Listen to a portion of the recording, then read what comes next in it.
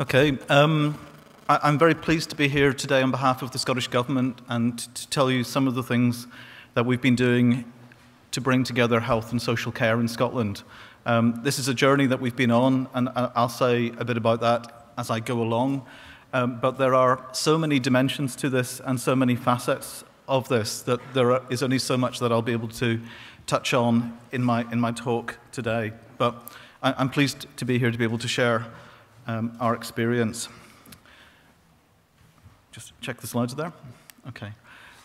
There is quite a famous quote from Stephen Covey, which is to do with effective change and effective systems. And he says you should begin with the end in mind. So you should think about where you're trying to get to, what your objective is. And I'm relentlessly a pragmatic in that. In my day job, I sit on the board of the NHS in Scotland, as well as the Scottish Government's Health Management Board. And I have objectives to deliver, and those objectives relate to A&E performance, to delayed discharge, to emergency admissions, but also to things like care home utilisation. So I've got some very tangible things on a day-to-day basis that I have to think about. So integration is something that we are taking forward in Scotland with a purpose. It's not an abstract sport. It's not an academic idea. It is a game of participation. So we are not sitting in the stands watching the game play out in front of us. We are fully engaged in it. And that's where I want to start and where I want to focus. This is a picture of my Cabinet Secretary, Shona Robeson, and she's signing the first 3 integration schemes into law on the 26th of February of this year. They're for the Ayrshires, which is a group of local authority areas in the west of Scotland, slightly south of Glasgow, and they cover probably around 300,000 people. But this isn't really what integration is about. This is part of the process towards integration. What I'd like to begin with to frame what we're trying to do is by showing you something about what we're already being able to deliver on the ground. This is John McCloskey. He was a boxer in the army, and after World War II, he was engaged in peacekeeping activity in the Middle East. After that, he returned to probably a more dangerous environment in that he was a bouncer, a security, in a Glasgow club. That was his job. He's now an 86-year-old grandfather, and despite breaking his hip in 2013, and we know, as you will know, that quite often a fracture can be the thing which cascades you into residential care or into hospital care, he's continuing to live at home in South Lanarkshire. And I'm going to use him to tell a bit of the story about where we already are in Scotland and what we're trying to achieve. Yeah, I was up at Hairmire. I came back from Hairmire because I was up there with my son, and he had done up his house, and I went to see his house. I decided to take him around to see his house, and I went to go in, and I went up the stair to go into his garden, and the step was a bit high, and I stumbled, and he tried to grab a hold of me. Instead of that, he fell on top of me and finished up and broke my hip. so I was in the hospital with a broken hip then. And then when I came out, I had another fall, and it was my knee and that. It was actually worse than the break itself, the pain and the discomfort and the immobile completely the second time. And they got through that as well. When June helped me. Best move I ever made coming here. When I came here 12 years ago, my wife had the Parkinson's and we came here. And that 2 years at which she lived was the best 2 years of her life. It was great because I dressed her and people would say, oh, that's a nice cardigan, because I took it. I said, that's me that done that, you know. And it was great. And But it's the best move I ever made, was coming here. And the people are all... The only thing I've got trouble with is links, you know that aftershave. Oh, right, aye. I find that when you use that, all the women run mad. Here, it's all the zimmers. All the women coming running up the street with zimmers when I use it. So I've had to stop using it. John's been in the complex for about 12 years and he's always been a very independent man. And following his fall, obviously, John was a bit concerned about being able to maintain his independence within the house. And one of the things I personally was able to do was get a push button fitted to his house because John's mobility was restricted following his fall, and this enabled him to get in contact with myself or the emergency services. It's very important to have, I think, the communication being there, the multidisciplinary teams meetings to discuss that patient. It's patient-centred care. It's all about that patient, for keeping him independent in his home and having the support of like the carers, the sheltered housing staff. Social work is very important. We can go to meetings, we can discuss the patient for help that they need, as I say, to remain independent in their homes. Well, my role as a home carer is to go into John first thing in the morning. I'm usually his first visitor that he gets in the morning, so my main concern is to make sure that John's health is okay. That is paramount. That's the first checks we would do as we go in. After that, we'd make sure he's got his medication, make sure he gets the proper medication, and then make him his breakfast. Generally have a chat to him and just make sure that he's okay and I feel he's okay. You know, whether individually you get to, but it all comes together. To me, one goes away and the other one comes in, and vice versa, and there's always somebody there to look after us. And look after us they do, you know. Oh, it's essential that we've got a good working relationship together, all the agencies that go into them. And also, I think as people get older and more frailer, they're unsure, they maybe require a wee bit more help, but they don't know how to go about applying for such help. And one of my roles is to sometimes make referrals on the tenants' behalf and their families, because a lot of the families, as their parent gets a bit older, needs a wee bit more support, they don't really know how to start the ball rolling about getting such services. And it's great that we have actually got a good working relationship with healthcare, with social work and housing linked up together, that we can enable tenants to stay in their own independent dwellings and carry on their independent living with a wee bit extra help. The integrated team is an excellent, it started off as a pilot, it's been launched, it works, it's all about the patient and everybody working together for the patient, and the patient can only benefit from that. We have what we call a care diary. I would record my findings in that care diary in the morning, and if Jean had to come in or Kate had to come in, they just look at the care diary and they can see the findings from what's actually been on that morning, or whether there's been any changes in John's conditions. Overall, the ICST has been a success, but there are some things that could be improved upon, which would benefit the health and social care integration in the future. For example, the health component of the team is all co-located, but the home care component is located separately, and it would be useful to have all the team members co-located in the one building. We've also learned that the different health professionals and home care have slightly different ways of working, and that the team members have had to learn to adapt to different ways of working. And there's still further progress to be made with the integration between the health component of the team and the home care component. What I would say is I think that the spirit of cooperation and partnership has been here for a long time from the point of view of both health and social work, other services within the council and other partners, including our partners who are carers and people who use services. So that's well established within South Lanarkshire. There have always been good stories, there will be good stories in future, and more often than not I think we get it right. Sometimes we don't get it right, and that's the problem.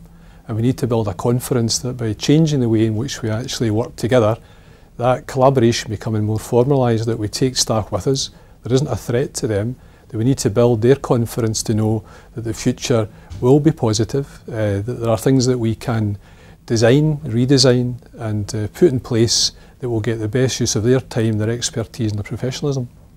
I'd like to think I've seen John coming on leaps and bounds from when I first went in to see him.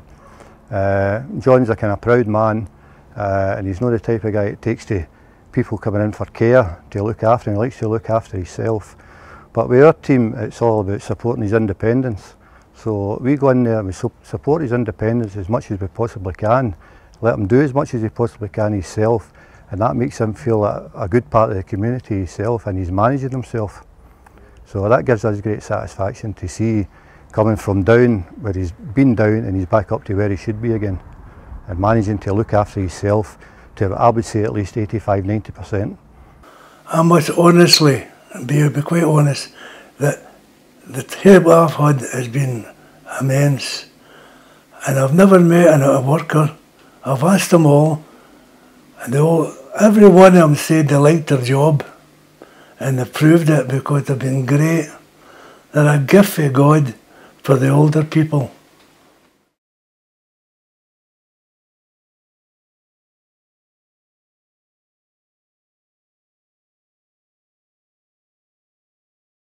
Accent could be challenging. When I took a second film, which I've got, to Tokyo last year, they put subtitles on the bottom for me so that we could explain it a bit better. But throughout the process that we're involved in at the moment, we've used film which focuses on people, so that at each stage of the process we take it back to the benefits that we're trying to deliver for people. And as the people in the video say, John is a very independent person, and he values his independence significantly, and it is our task to respond to that. So, where are we? In Scotland, we have a system of 14 geographical health boards. That's how we organise healthcare. Each of these are integrated. They deliver hospital services, primary care services, maternity, community. So it's not like the English system. Alongside that, we then have 32 local authority areas, and local authorities have responsibility for social care. So our objective for a population of around 5 million people is to bring together these two systems to deliver the benefits that we think we can do better through integration. The Ayrshires are on the sort of left-hand corner, down near the number 25. So if you want to visit somewhere in Scotland which is almost integrated, that's where to visit.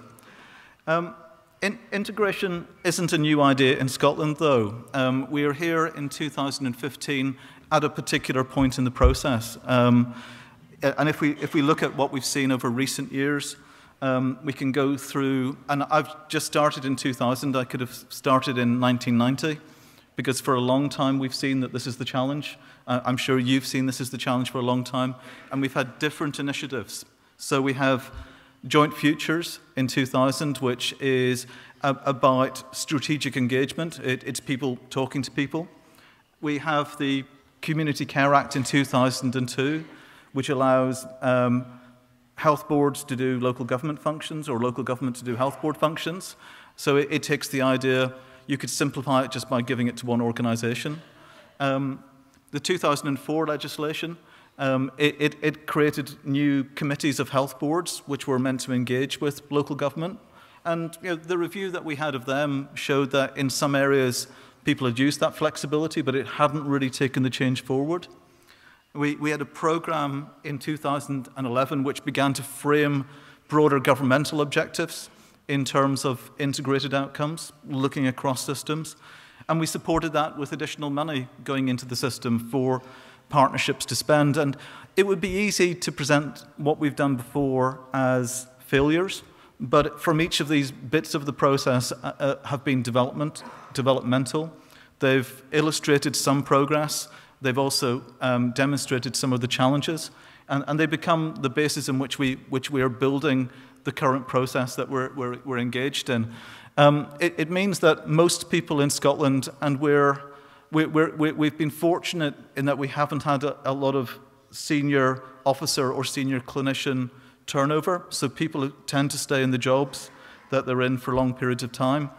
They've been talking about these issues for many years, and that is also part of the process. So what do we know now? And I'm not going to say much about this. You had an excellent presentation before the coffee break from Nick. But we went through a process at the point when we were formulating the current initiative of beginning to look at what the evidence told us. And these are 4 key points which I've brought out of the process. First of all, think about populations, not organizations. So again, think about what the objective is. Think very hard about how we use resources. At no stage prior to where we are now have we effectively brought resource together across the system, and I'll come back to that. We need to ensure that clinicians and care professionals are leading the process. They need to be engaged in service redesign. They need to be engaged in giving visible leadership. And that's the 4th point, in that this agenda needs to be led. It simply won't happen without leadership at every stage of the process. And that doesn't just mean my minister or myself or the chief executive of a local authority or of a health board. It means people right through the organisations. We saw in the John McCluskey film the man who in the morning goes and gets him out of bed and wearing the sort of the overalls. And he exercises leadership in how he delivers his day-to-day activities. So if we go back to the start, if we go back to this current round of initiatives which begin in 2011, and there's a component of this which is trying to imagine something which is just believable, which is credible, but is better and more than what we have now. A system better designed to respond to the changing environment, multi-morbidity and chronicity, and it was good to see Bruce Guthrie's work on in the presentation earlier.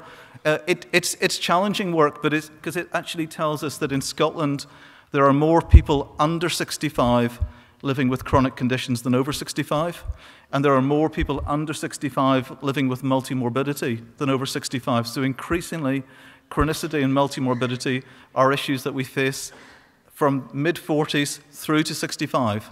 And that's also really interesting in terms of some of the work that we're doing at the moment, because that's also a point at which we might engage in behavioural adaptation, but also different ways of delivering and operating services. For our 2015 NHS event, which takes place later in the year, we're actually doing a number of films, all of which are from people who are under 50, focusing on what integration needs to do around mental health, around addiction, but also people living with other forms of chronic condition who are under 65, because there's a real challenge for us in that environment. But it also needs to be a system that's easier to navigate, in that we can focus very much on the resource challenges and the capability challenges. But our experience and our current Deputy First Minister, John Swinney, when he talks to me about integration, he tells me about his post bag and the letters that he gets as a constituency MSP. And they say, why is your system so hard to navigate? Why is it that I have to go to the health board and talk to them, and then I have to take what they say and speak to the social care system, and I have to spend my day going from meeting to meeting, organising your care system for you? And that's the experience of many people, that they spend their time organising our system for us. So there's a challenge both in terms of the system effectiveness, but also in how it feels for people. And those are 2 key components of the triple aim that we've had mentioned. This is how our previous Deputy First Minister, Nicola Sturgeon, now our First Minister, the head of the government in Scotland, framed integration when she launched it in December 2011. And I'm not going to read it because I'm going to break it down into its component parts.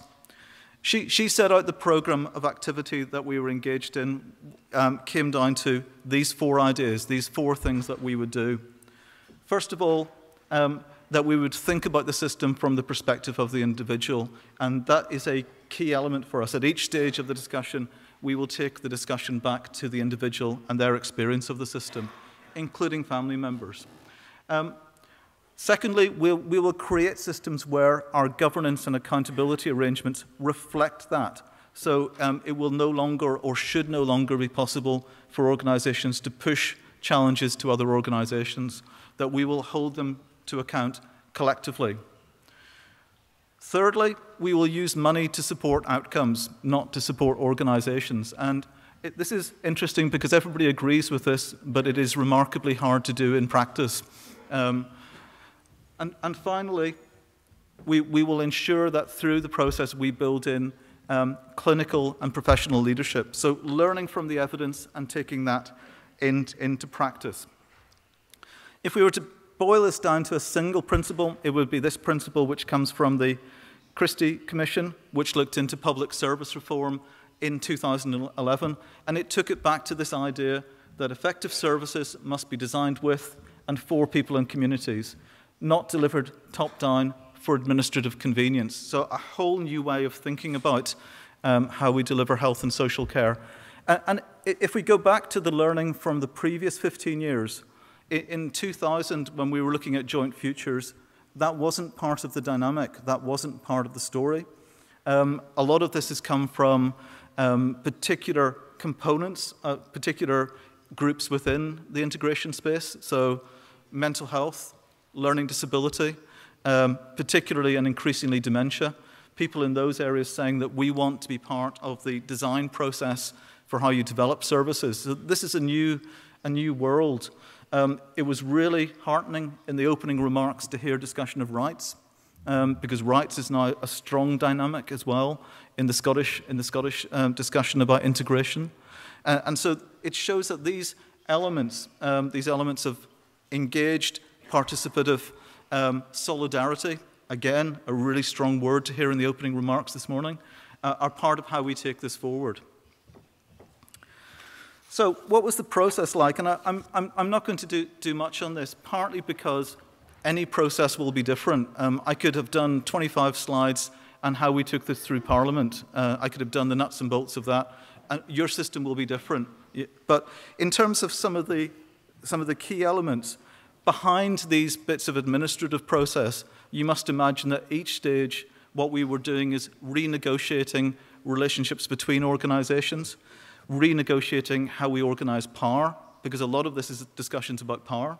It's about who is in charge, who controls what's going on, who gets to spend the money, who gets to make the decision. But a process whereby we now arrive towards the bottom of the slide in February of 2015, and we have signed the first integration schemes into place. So this is the mechanics, and it's been challenging because people's concerns and fears about the change have played out as part of this process. So I'll come to it at a later stage, but a discussion about the extent of integration, what should the limits of integration be? I'll come back to that. But a ambitious and challenging process to take through. As part of this process, we've had to build bureaucracy and structure. So, and within this, what we've ensured that we've done is that at each stage we've involved both cabinet-level government ministers in the process, but also political leadership from local government. We've involved the voluntary sector. We've involved the experience of people living with chronic conditions and people caring for them. So at each stage and at each level of the process, what we've done is ensure that we've engaged all of the interests who will have a stake in the outcome. Challenging within this has been the work with clinicians, partly because one of our objectives for them is that they should spend their time offering clinical care, and they see time away from clinical care as time which is not always well spent. And also because within the clinical group, quite often we have a diversity of views, and part of the process has been to negotiate through those views. But through this process, we've delivered the structures, we've developed the guidance, we've developed the approach, and at this stage we're feeling reasonably confident that we will deliver what we said we would in terms of the system. In some ways, that's the easy part of the process. It's resulted in legislation that has these ingredients. And again, I'm just going to summarize briefly. First of all, a set of principles which are intended to tie together the way individuals and organizations work across the system. Secondly, and within that, if I'd put the principles up, and I had them in an earlier slide, the first 9 of the 12 of them talk about benefit to the individual receiving the service in different ways. So it all comes back to the individual again. I'm going to say a bit more about the outcomes in a second. Governance is important, and we allowed for a degree of flexibility in governance. We said you could be a lead agency, and Nick earlier mentioned NHS Highland, which is a lead agency. So there, the Health Board took on responsibility for the social care system in Highland. Or you could form a new sort of organisation, an integrated joint board organisation. And in practice, 31 of the 32 organisations in Scotland will be joint board organisations. But we allowed flexibility, again, because it was less important to us how we got there than that we reached the destination. Secondly, also we allowed flexibility in terms of what had to be integrated. I'll come back to this in a couple of slides, but we identified a core group of things which had to be part of the process, but then we allowed flexibility. But within that core group, and within anything else that's delegated, there is a requirement for that resource to be under the control of the new body, irrespective of whether it's in the health or the social care system. Localities is a strong element of this, and all of the examples that you saw before the coffee break were at relatively small geographies. They were populations of 30,000 or 100,000 or 50,000. And that tells us something, that there's a natural size around a lot of the work that goes on in respect of integration. And maybe that will change over time. Maybe we'll be able to do it for 1 million people in Glasgow as a single entity. I'm not sure, but the legislation embeds the idea of the requirement for the new integrated bodies, the new authorities responsible for integrated care, to be able to cascade down and identify smaller geographies. So an area such as South Ayrshire, where I do a lot of work, they've identified 6 for a population of around 140,000 people. So it's taking it down to groups of 10,000 or 30,000 within natural geographic localities, understanding that place is a component of this as well. I've 2 slides here on the outcomes that we've framed, and as you can look through the 9 outcomes here, they focus on the quality of the experience, they focus on issues such as participation, that they embed effectively the triple aim. They're quite generic, and and on that basis, they're supported by 23 indicators, which will be the mechanism that we use to report against the outcomes. Those 23 indicators break down into 2 groups. The first 11 focus on largely the experience of people receiving care, so it's an experiential group. How does the quality feel to you? And the second group focuses on the system dynamics. So that's where you'll see things like delayed admission, delayed discharge, or readmissions. But it's trying to get that balance between the experiential and the system dynamics. Also building in a commitment to safety, which has been a key component of work in Scotland more generally. To think about the scale of the enterprise, the figures there are for 2013. On the column on the left shows broadly what we spent on adult social care and health in Scotland, and it's around 12 billion pounds. I guess that's around 14 billion euros. And in terms of scale, that's somewhere around 30% of all of the money that we spend through the Scottish Government. So this is a large enterprise. When we look at the group of things, which is on the right-hand side, that must be integrated, it shows that more than half of all of the money that we spend in health and social care will be delivered through integration. One key figure within that for me is the amount that we spend on the unscheduled hospital care system is at the moment around £2.5 billion per year in Scotland, which is twice as much as we spend on adult social care. So we are spending more resource within our hospital system, twice as much resource within our hospital system as we are within our social care system, and that gives us a significant challenge. This slide breaks it down a bit more, and on the left-hand side of the slide, what you see, the light red bars and the green bars are the items which must be integrated. So we've got, at the far left, we've got accident and emergency rooms. You've then got general medicine, geriatric disease, And the columns work with the red bit is unplanned care, and the green bit is planned care. So you can see that most of the elements on the left-hand side have large elements of unplanned or unscheduled care, small elements of planned care, and all of those must be part of the integration schemes. As you go across the schemes and you hit the blue lines and the darker red, those are discretionary. Those are elements that can be included, but it's down to local decision, and you're beginning to see a balance of expenditure and bed days in that.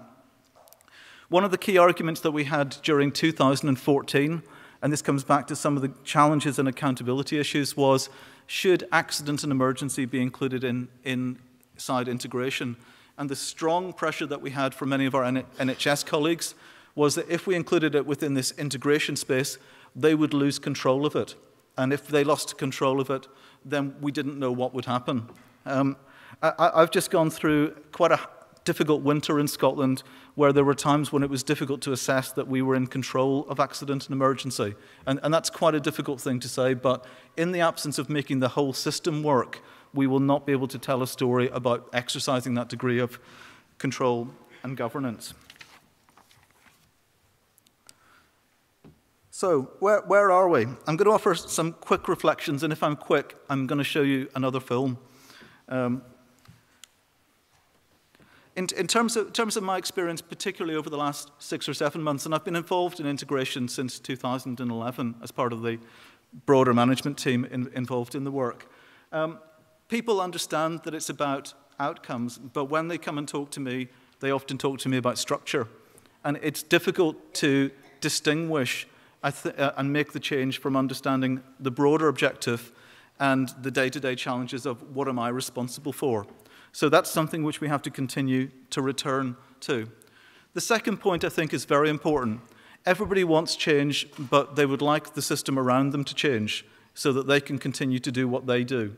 And that's been a challenge both out there in the world of health and social care in Scotland, but it comes right back to my board that I sit on every 2 weeks when we discuss what is going on within health and social care, in that there's a desire there to retain our current ways of working, and we have said that will not work. We need to change right at the centre how we think about the business as well, so change is for everyone. There are some really hard-edged challenges, and I think one of the things which I might have added to the discussion this morning was all of the examples that we have of integration working effectively have taken place over a period of time. None of them happened this year or next year, having started last year. 5 years appears to be a reasonable period in which you might expect to get some challenges, some changes. You know, we're seeing good examples across Scotland, but in reality, we would say we've been at this for more than 10 years under different forms. You know, we've been pursuing this goal in different ways over a period of time. So what we have now is we have elements of the future here, but as William Gibson would say, it's just not evenly distributed yet. We're still working to extend it out. And the final reflection there is this idea that it is iterative, that there's an element of step forward, step back, and understanding that it's a process that you're engaged in. The current legislation, the current format, this isn't the end, and we can't delude ourselves and imagine that we are at the end of a process. This is a continuing change process that in 3 years will have to evolve again, simply because the nature of the challenge that we face continues to change. The approaches which I've introduced over the winter to address delayed discharge will not work in 4 years' time. Either there will not be the resource or the workforce or the capacity to take forward things I was able to do this year. So we have to understand that the challenge is continuing to evolve, and we need to continue to evolve. Do I have time for the film? Can I give the film? The system can be like this. It just can't look like this for the people who are actually participating in it. I have to say, I'm really glad I didn't go to that meeting.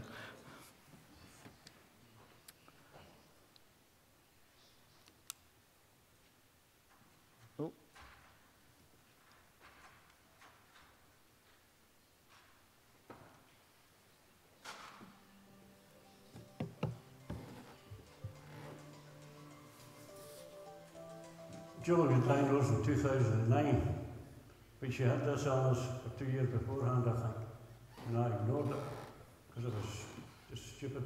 But she got diagnosed in 2009, and I just thought the world was falling apart, and there's nobody round about me. So that's why I moved up to Scotland here in Motherwell, to be close to family and friends for more help. My role as a social worker, stroke care manager, is to ensure that there's good partnership working. Without that, we won't meet the desired outcomes for individuals and families. Establishing good human relations is extremely important. You can't judge someone's reaction on a phone, you can only hear a voice, for instance. So it's very, very important that we sit around a table sometimes and discuss that, but it's also equally as important as to sit down with an individual, with a service user there that can express his or her wishes in a very open manner. We get referrals for people over 65 for both functional and organic illnesses. We go out and do our own assessments within their own home. That may involve, like a referral to social work for a further community care assessment. It would maybe a referral to Alzheimer's Scotland if they require Alzheimer's Scotland support in ours. It could be a referral to advocacy. It's about the person, so it's not about working in silo, it's about working together to achieve the best possible outcomes for the person. So that's involving other agencies, that's involving district nurses, home support, whatever is needed for that person to remain at home and to have the best quality of their life. Liz Aarons is a psychiatric nurse for us, and she comes in here and she'll sit and she'll say, have you got any problems? And if I do have a problem, she'll write it down and she'll phone while she's sitting there. The first one we were put in touch with was Care Watch to come in and shower Julie and dress Julie every morning. And then it was the Alzheimer's lady. She comes in twice a week for 3 hours to give me some time to myself.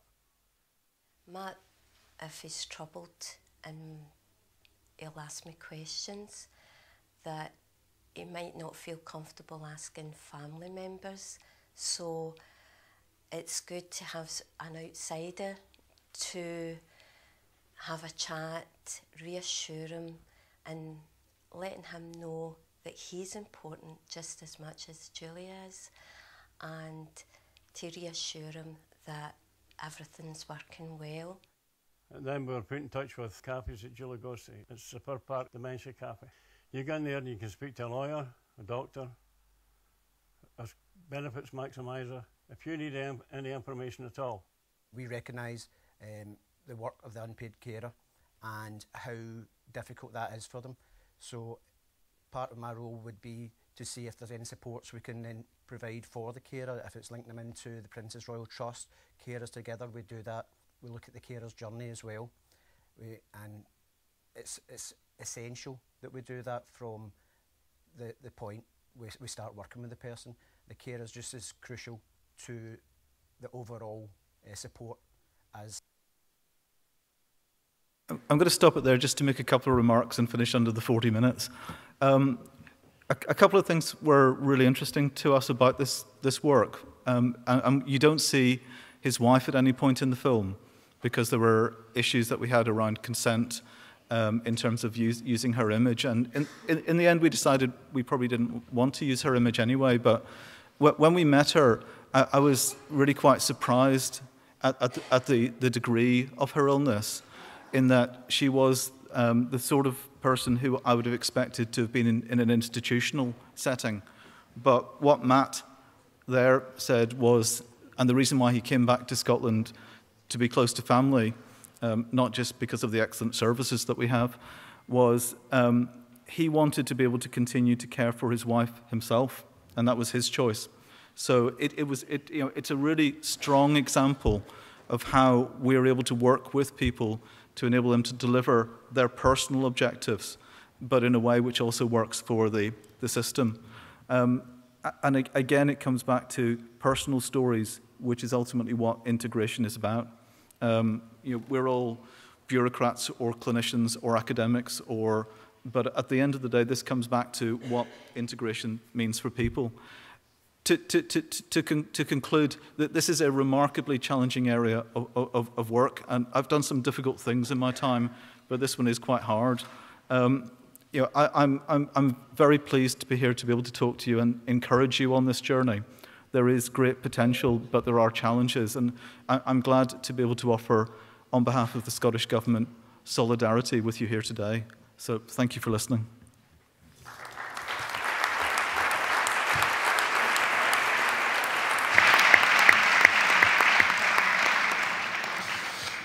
Muchas gracias, Mr. Huggins.